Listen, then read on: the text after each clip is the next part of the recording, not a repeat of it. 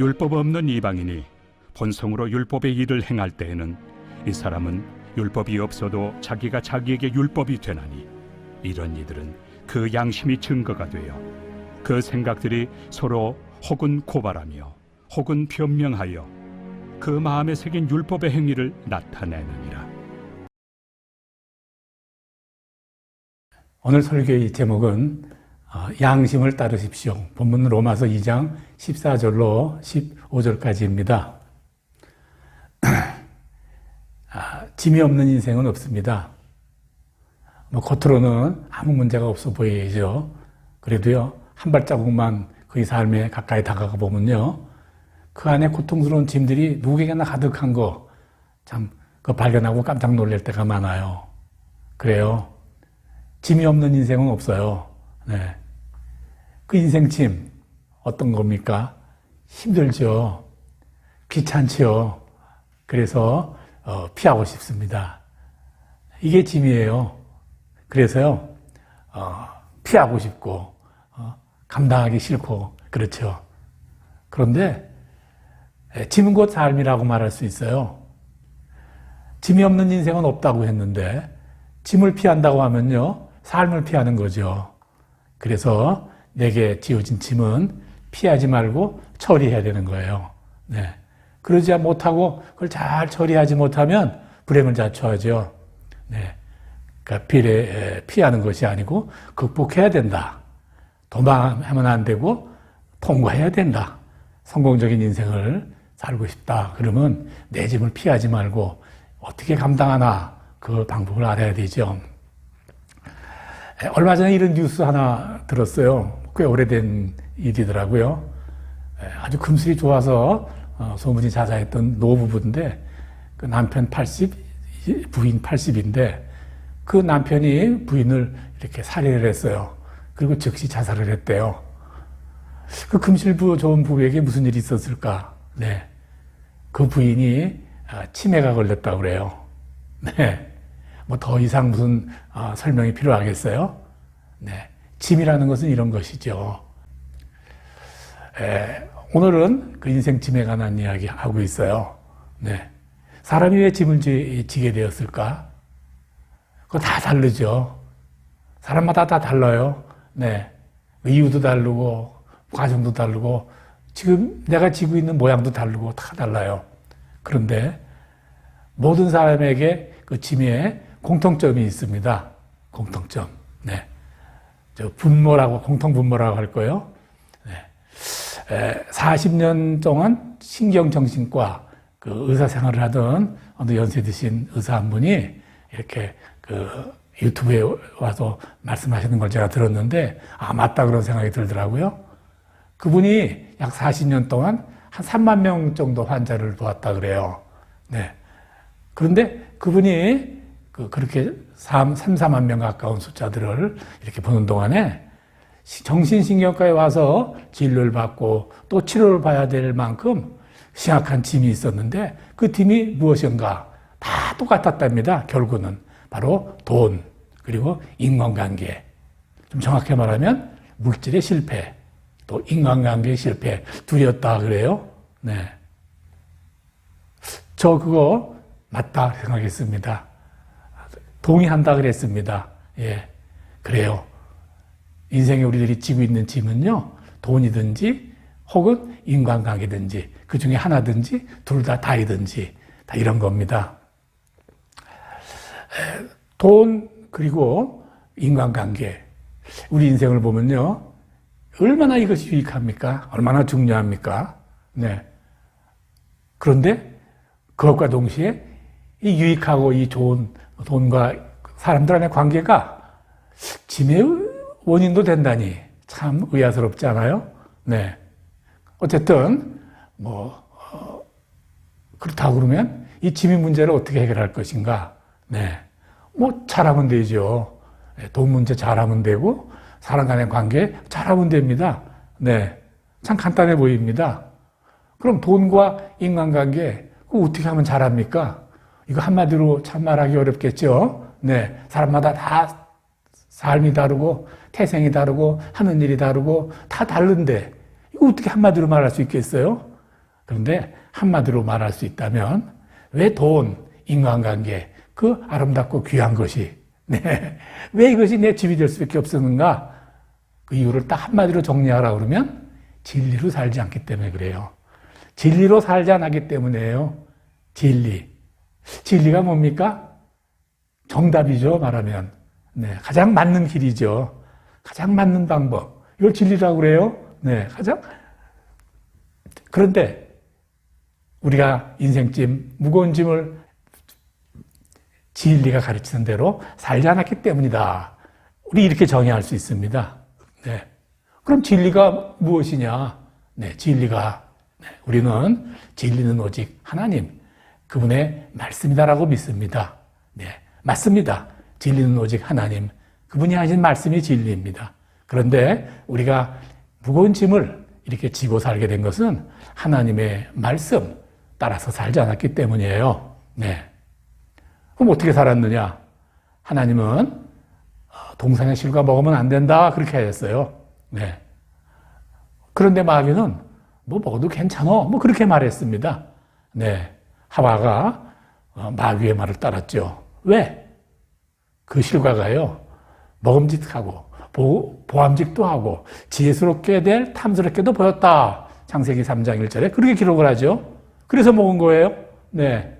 하나님이 그렇게 말씀하셨지만, 진리신 하나님이 그렇게 말씀하셨지만, 내가 보기에는 이거 먹으면 행복할 것 같다. 내가 이 일을 하면은 참 자유스러워지겠다. 넉넉하겠다. 뭐 이렇게 생각하지 않았겠어요?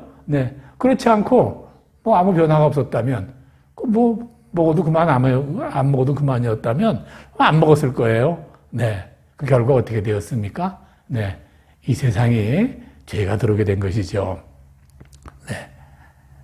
우리가 이렇게 나는 짐을 지고야 말겠어 하고 짐 작정하고 우리가 짐 지고 사는 건 아니에요. 그저 그렇게 하면 먹음직하고 부함직하고 지혜롭게 할 인생이 될 것이다. 그렇게 생각했기 때문에 그게 먹은 거죠. 그게 짐이 되었고 그 짐으로 인해서 나의 돈 문제가 엉망진창이 되고 인간관계 문제가 엉청이 된 거예요. 힘든 인생이 시작된 거. 그렇게 된 것이죠. 자, 한번 점검하고 넘어가죠. 우리 모두에게 무거운 인생 짐이 있습니다. 남편 문제, 자녀 문제, 금전 문제, 학업 문제, 뭐 등등 여러 가지 문제가 있어요. 이거 가만히 살펴보면요. 모두 돈과 관계의 문제가 다 있어요. 이게 실패한 거예요. 왜 실패했는가? 그 실패의 결과 짐을 지게 되었고 바로 진리신 하나님의 말씀을 따르지 않았기 때문에 그런 실패가 왔다라는 결론에 우리가 도달할 수 있는 거예요.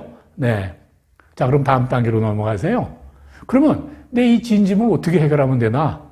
이거 간단하지 않아요? 이제라도 내가 너무 무거운 짐에 견딜 수 없이 막 쓰러질 만큼 힘들더라도 하나님께 내 짐을 맡겨드리면 되죠. 하나님 말씀대로 사는 거죠, 그게. 하나님은 내게 너 짐 맡겨라 하시고요. 또 내가 너 맡기면 내가 들어주겠다 이렇게 말씀하시니까 그냥 그대로 맡기면 뭐 내 짐은 없어지는 거예요. 그러니까 내 짐을 어떻게 하면 정리하나? 뭐 간단합니다. 하나님께 요청합니다. 하나님은 나를 사랑하시죠? 하나님 우리 짐을 들어주시길 기뻐하시고 또 꾸지람도 하시지 않으시고 그런다 그 말이에요. 하나님께 맡기면 됩니다. 그런데 정작 하나님께 맡긴다는 거의 문제가 지금 시작이 돼요. 하나님 말씀을 들을 수가 없어요. 성경을 읽어도 이게 어떻게 하라는 말인가 하고 의아스럽고 누군가의 도움을 받지 않으면 안 되는 경우가 많고 누구의 도움을 받는다고 해봐야 이 사람 저 사람 말이 틀리고 이 목사님 저 목사님 말씀이 틀릴 때도 많아요. 그러니까 어떻게 하는 것이 하나님께 맡기는 것이 알 수 없을 뿐더러 그저 하와가 했듯이 그저 내가 보기 좋은 대로 그저 내가 지혜롭게 할 만큼 그 길을 그냥 내가 따라가는 거예요. 변화가 없다고 말이에요. 때로는요, 하나님의 말씀을 따라가시는 것이 아니라, 그죠? 엉격결에 내가 마귀의 유혹을 따라가는 경우도 참 많이 생긴단 말이에요. 참 가슴 아픈 일이죠. 어떤 사람들은 이렇게 기도하면 된다, 너 기도하지 않아. 그리고 막 영적 열등감이 생기게 막 이렇게 하는 사람이 있어요. 원래 그거 안 되거든요. 영적, 그렇게 자괴감을 주는 그런 행동, 그거 하면 안 돼요, 성경적으로요. 왜냐? 스스로 기도하고 매달릴 수준 되면요. 그래, 크게 염려하지 않아도 되잖아요. 하나님, 어떻게 하면 되는지.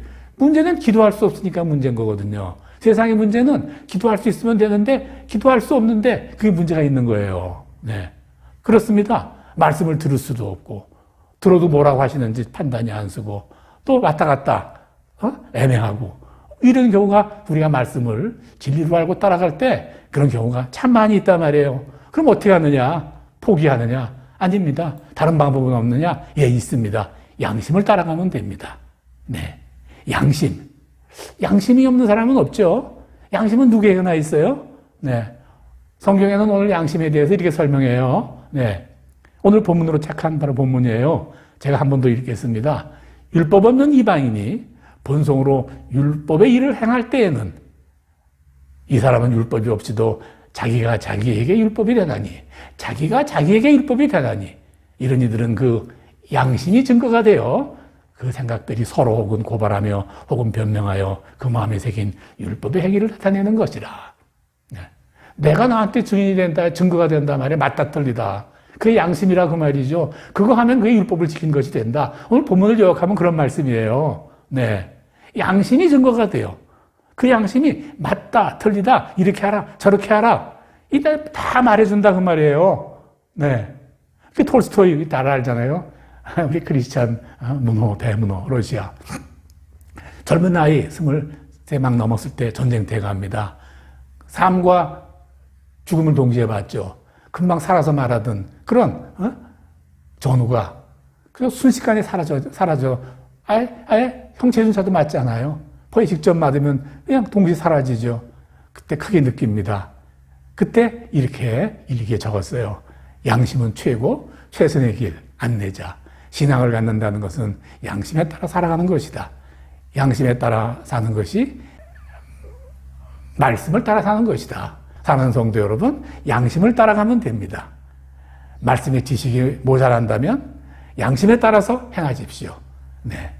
그것이 바로 진리의 말씀이세요. 그럼 양심은 뭐냐? 조금 더 구체적으로 이야기하면 이런 거죠. 양심은요, 하나님이 주셨죠. 선과 악을 구별하는 마음이에요. 네. 그래서 하나님은요, 양심을 통해서 말씀하세요. 네. 하나님이 내 악한 마음에서 말씀하시지 않잖아요. 네. 도대체 어떤 길이 하나님 말씀인지 판단할 수가 없어요. 성경 말씀을 아무리 보아도 구별할 수 없다면, 뭐 어떻게 하라는 말인지 판단이 잘 안 쓴다면 마음에서 솟아나는 양심의 소리를 한번 귀 기울이시기 바랍니다. 네.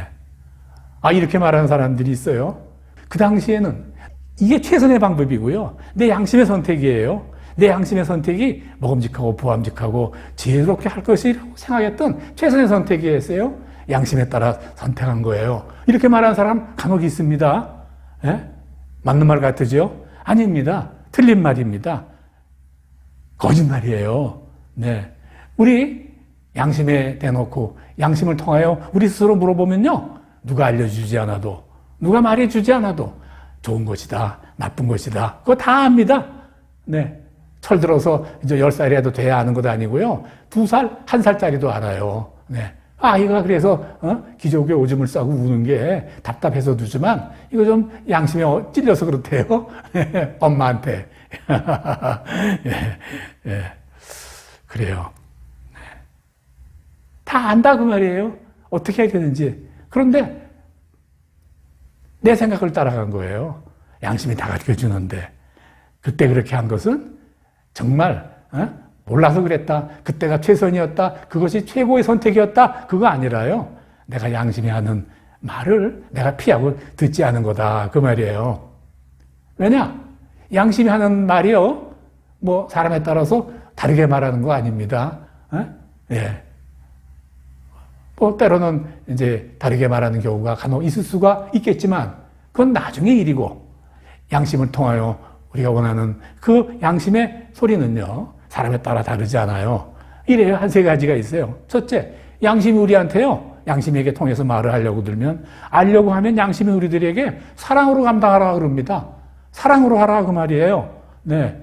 할머니, 허리도 제대로 못 피는 할머니가 손자가 업어달라고 그러면 그거 업어줘요. 네.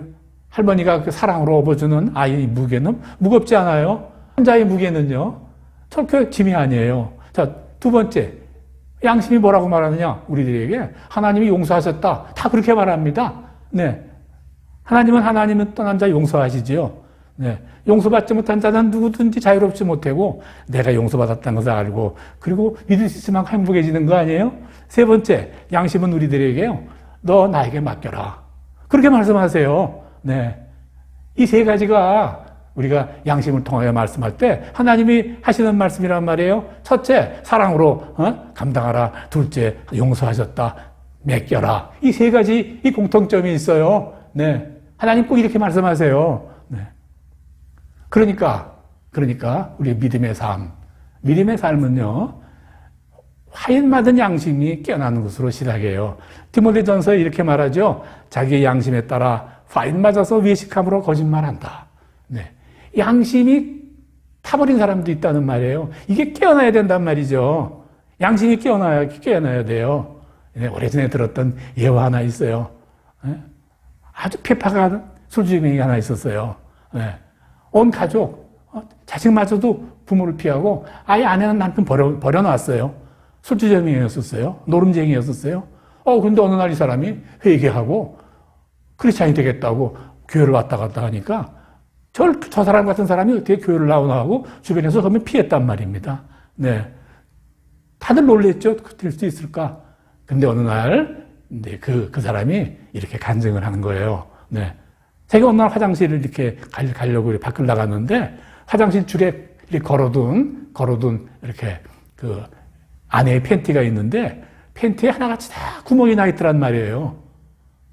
네. 팬티에 구멍이 날 동안, 우리 어린 시절에도 한한 때는, 그렇게 입은 사람들이 있었어요. 근데 그 순간에 죽어있던 그 양심이 깨어진 거예요. 네, 깨어진 거예요. 네. 그래서, 자기의 안타까운 모습, 자기 스스로의 악한 모습이 눈에 비쳤던 거죠. 그래서 그 삶을 바꾸기로 한 거죠. 네. 그렇게 되는 겁니다. 이 성경은요, 성령을 따라 살아라. 그렇게 말씀하시죠.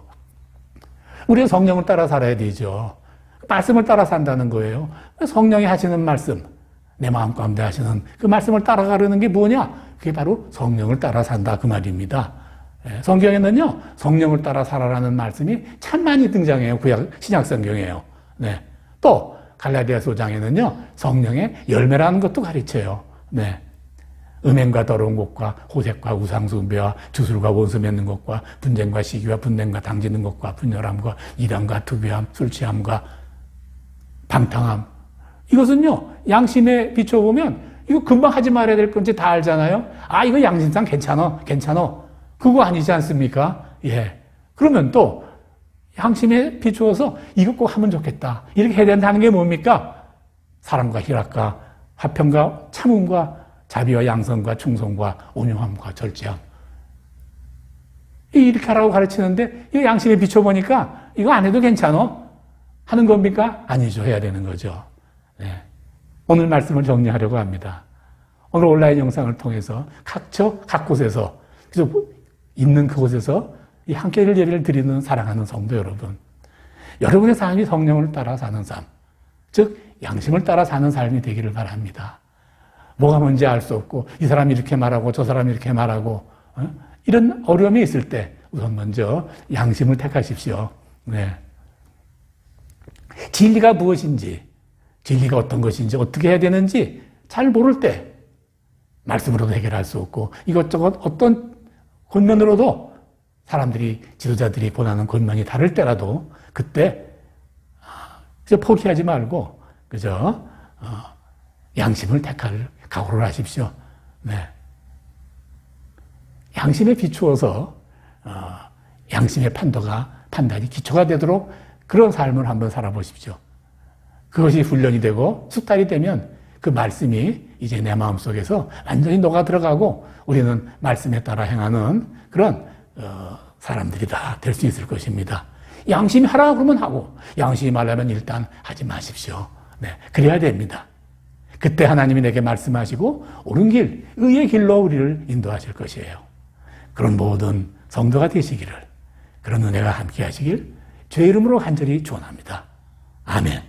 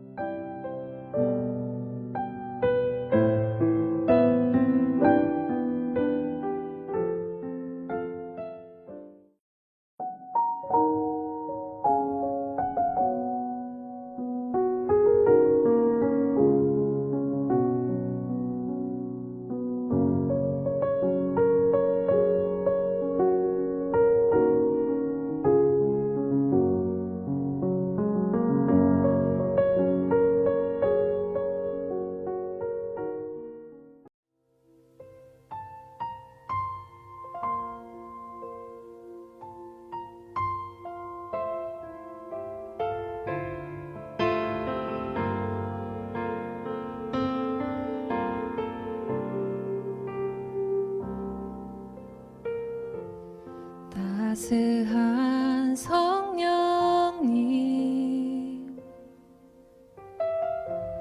마음으로 보내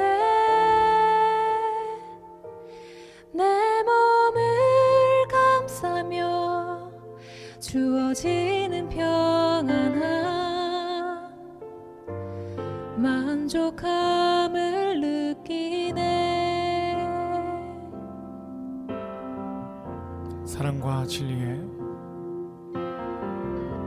사랑과 진리의 한 줄기 빛 보내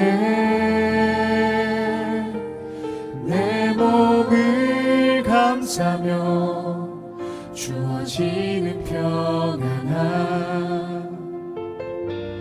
그 사랑을 느끼네. 부르신 곳에서 나는 예배하네. 어떤 상황에도 나는 예배하네. 부르신 곳에서 나는 예배하네. 어떤 상황에도 나는 예배하네.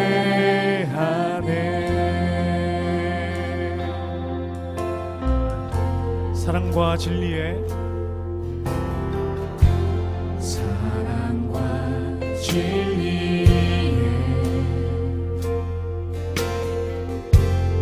한 줄기 빛 보내 내 몸을 감싸며 주어지는 평안함 그 사랑을 부르신 곳에서 나는 예배하네. 어떤 상황에도 나는 예배하네. 부르신 곳에서 나는 예배하네. 어떤 상황에도 나는 예배하네. 부르신 곳에서 나는 예배하네. 어떤 상황에도 나는 예배하네. 부르신 곳에서 예배하네. 어떤 상황에도 나는 걸어갈 때 내가 걸어갈 때 길이 되고 살아갈 때 삶이 되는 그곳에서 예배하네. 내가 걸어갈 때 길이 되고 살아갈 때 삶이 되는 그곳에서 예배하네. 부르신 곳에서 예배하네. 상황에도 나는 예배하네. 부르신 곳에서 예배하네. 상황에도 나는 우리 마지막으로 부르신 곳에서 주님을 예배하며 나아갑니다. 예배하네. 상황에도 나는 예배하네. 부르신 곳에서 나는 예배하네. 상황에도